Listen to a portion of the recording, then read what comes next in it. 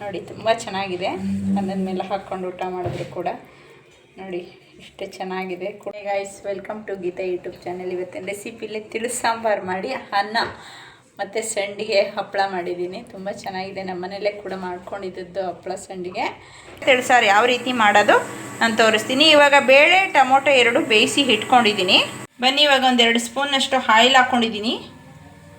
ಸಾಸಿವೆ ಹಾಕ್ಕೊಳ್ಳೋಣ, ಒಂದು ಅರ್ಧ ಸ್ಪೂನಷ್ಟು. ಇವಾಗ ಬೆಳ್ಳುಳ್ಳಿ ಸಿಪ್ಪೆ ಬಿಡಿಸಿ ಇಟ್ಕೊಂಡಿದ್ದೀನಿ, ಬೇಳೆ ನಜ್ಜಿ ಇಟ್ಕೊಂಡಿದ್ದೀನಿ, ಅದನ್ನು ಹಾಕ್ಕೊಳ್ಳೋಣ. ಇವಾಗ ಕರಿಬೇವಿನ ಸೊಪ್ಪು ಹಾಕ್ಕೊಳ್ಳೋಣ. ಒಂದೇ ಒಂದು ಬ್ಯಾಗಡೆ ಮೆಣಸಿನ್ಕಾಯಿ ಮುರಿದು ಹಾಕ್ಕೊಳ್ಳೋಣ. ಇವಾಗ ಜೀರಿಗೆ ಹಾಕ್ಕೊಳ್ಳೋಣ, ಒಂದು ಅರ್ಧ ಸ್ಪೂನಷ್ಟು. ಇಂಗು ಒಂದು 1/4 ಸ್ಪೂನಷ್ಟು ಹಾಕ್ಕೊಳ್ಳೋಣ. ನೋಡಿ ಇವಾಗ ಮೆಣಸಿನ ಪೌಡ್ರ್ ಹಾಕ್ಕೊಳ್ಳೋಣ. ಕರಿ ಮೆಣಸನ್ನ ಪುಡಿ ಮಾಡಿ ಇಟ್ಕೊಂಡಿದ್ದೀನಿ. ನೋಡಿ ಟೊಮೊಟೊ ಎರಡು ಸಣ್ಣ ಟೊಮೊಟೊ ಬೇಯಿಸ್ಕೊಂಡಿದ್ದೀನಿ, ಬೇಳೆ ಬೇಯಿಸ್ಕೊಂಡಿದ್ದೀನಿ, ಎರಡನ್ನು ಬೇಯಿಸಿ ಇಟ್ಕೊಂಡಿದ್ದೀನಿ. ಇವಾಗ ನಾನು ಸ್ವಲ್ಪ ಕಿವುಚ್ಬಿಟ್ಟು ಈ ಥರ ಕಿವುಚ್ಬಿಟ್ಟು ಸ್ವಲ್ಪ ಸಿಪ್ಪೆ ಮೇಲೆ ಯಾವುದು ಟೊಮೊಟೊ ಸಿಪ್ಪೆ ಬರುತ್ತೆ ಅದನ್ನು ತೆಗೆದುಬಿಟ್ಟು ಒಗ್ಗರಣೆಗೆ ಹಾಕ್ಕೊಳ್ಳೋಣ.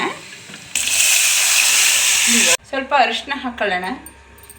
ಇದು ತುಂಬ ಚೆನ್ನಾಗಿರುತ್ತೆ ಶೀತ ಆಗಿರೋರಿಗೆ, ಕೆಮ್ಮು ನೆಗಡಿ ಗಂಟಲು ನೋವು ಇರೋರಿಗೆಲ್ಲ ಭಾಳ ಒಳ್ಳೇದಿದು ಸಾಂಬಾರು. ಇದಕ್ಕೆ ನಾವು ಬೇಳೆ ಸಾಂಬಾರು ಪೌಡ್ರು ಇಲ್ಲ ತಿಳಿಸು ಸಾಂಬಾರು ಪೌಡ್ರು ಏನೂ ಹಾಕಿಲ್ಲ. ಮೆಣಸು, ಜೀರಿಗೆ, ಬೆಳ್ಳುಳ್ಳಿ ಇಷ್ಟು ಮಾತ್ರ ಹಾಕಿದ್ದೀವಿ. ತುಂಬ ಚೆನ್ನಾಗಿ ಬಂದಿರುತ್ತೆ ಸಾಂಬಾರು.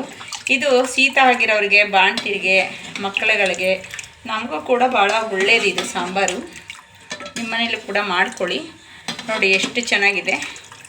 ಈ ಕೆಲವರು ಹಸಿರು ಮೆಣಸಿನ್ಕಾಯಿ ಹಾಕ್ತಾರೆ. ಈಗ ಮದುವೆಗಳಲ್ಲೆಲ್ಲ ಹಸಿರು ಮೆಣಸಿನ್ಕಾಯಿ ಹಾಕ್ಬಿಟ್ಟು ಬೇಳೆ ಹಾಕ್ಬಿಟ್ಟು ಮಾಡಿಬಿಡ್ತಾರೆ. ನಾವು ಹಸಿರು ಮೆಣಸಿನ್ಕಾಯಿ ಹಾಕಿಲ್ಲ, ಸ್ವಲ್ಪ ಗ್ಯಾಸ್ ಆಗುತ್ತೆ ಅಂತ. ನಿಮ್ಮ ಮನೇಲಿ ಕೂಡ ಮಾಡ್ಕೊಳ್ಳಿ. ಬಾಣಂತಿರಿಗೆ ಮತ್ತು ನಮ್ಮಂಥವ್ರಿಗೆ, ಈಗ ಹುಷಾರು ತಪ್ಪಿರೋರಿಗೆಲ್ಲ ಕೂಡ ಆಗುತ್ತೆ. ತುಂಬ ಚೆನ್ನಾಗಿದೆ ತಿಳಿಸು ಸಾಂಬಾರು. ನೋಡಿ ಮದುವೆ ಮನೆಗಳಲ್ಲಿ ಹಸಿರು ಮೆಣಸಿನ್ಕಾಯಿ ಹಾಕ್ತಾರೆ, ಅದೊಂದು ನಾನು ಲೆಸ್ ಮಾಡಿದ್ದೀನಿ, ಹಾಕಿಲ್ಲ, ಅದು ಸ್ವಲ್ಪ ಗ್ಯಾಸ್ ಅಂತ. ನೋಡಿ ತುಂಬ ಚೆನ್ನಾಗಿದೆ. ಅನ್ನದ ಮೇಲೆ ಹಾಕ್ಕೊಂಡು ಊಟ ಮಾಡಿದ್ರು ಕೂಡ ನೋಡಿ ಜೀರ್ಣ ಆಗಲಿ ಅಂತ ಇವಾಗೆಲ್ಲ ಸ್ಪೆಷಲ್ಲು ಮಟನ್ ಸಾಂಬಾರು ಊಟ ಮಾಡಿ ಸಾಂಬಾರು ಕುಡಿತಾರಲ್ಲ, ಅದೇ ರೀತಿ ಇದೆ ಈ ಸಾಂಬಾರು.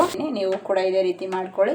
ಇಷ್ಟವಾದಲ್ಲಿ ಪಕ್ಕದಲ್ಲಿರೋ ಬೆಲ್ ಬಟನ್ ಒತ್ತಿ, ಲೈಕ್ ಮಾಡಿ, ಶೇರ್ ಮಾಡಿ, ಕಮೆಂಟ್ ಮಾಡಿ. Okay, thank you.